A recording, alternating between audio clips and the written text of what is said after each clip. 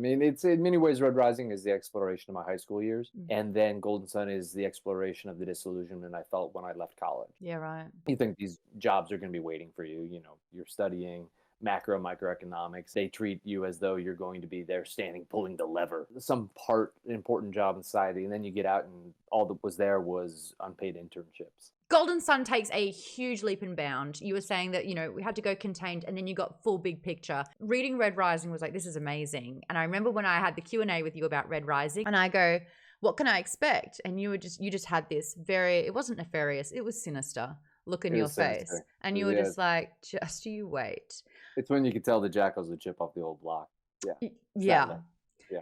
The pacing in this book is nonstop. You do not let up. It is not about having killer and filler moments. It is about feeling starved for air because you aren't allowed a break to breathe. And then the moments that you do still offers so much information and insight. How were you able to kind of one up yourself in such a way and bombard this book with action and information and story and plot progress? One of the ways is having a great relationship with my editor, Mike Braff. We love Mike. I'll cheers to Mike. He was only a great guy, and he was only a few years older than me. And he got Red Rising from another editor, so I was actually brought in by another editor at Random House. That editor then left to do something else in the book world, and so Mike came on and inherited Red Rising. So Red Rising was pretty much baked from the get. Didn't have as much structural changes or anything like that. But Mike was there for the creation of Golden Sun and was really able to keep me on task because left to my own devices, I will bloat a book out with world building, and a lot of that is not trusting the audience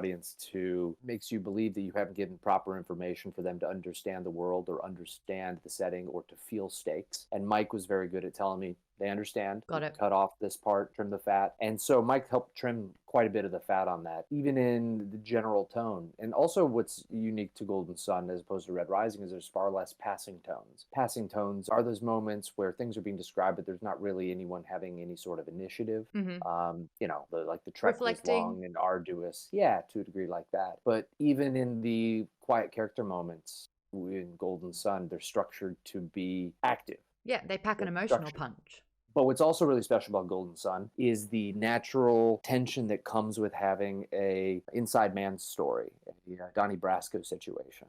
If you look at any deep cover movie, they crackle attention because the characters having to usually do something doesn't necessarily fit their overall morality.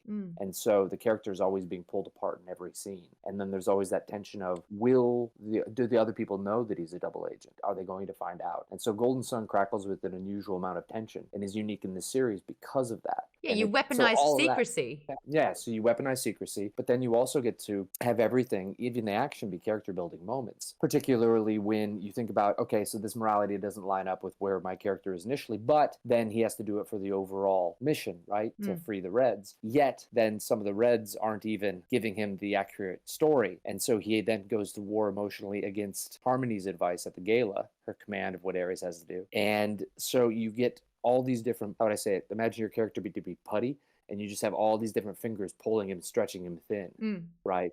And you're just waiting for that moment for him to snap. Yes. And I think that's what's unusual about Golden Sun is all these people are trying to mold this bit of putty or clay. But he's also desperate for information. Like he's so isolated, having been on his own for years. He doesn't know who Son of Ares is. He's just he's just looking for some guidance, and he's wearing the weight of this revolt on his shoulders. And as soon as he kind of is starting to get integrity, a sense of self, allies, Harmony comes in and completely emotionally manipulates him in her form of sort of like that putty pull, as you say. Yeah, and look how many masters he has. He has Nero, then again, then Octavia in a way.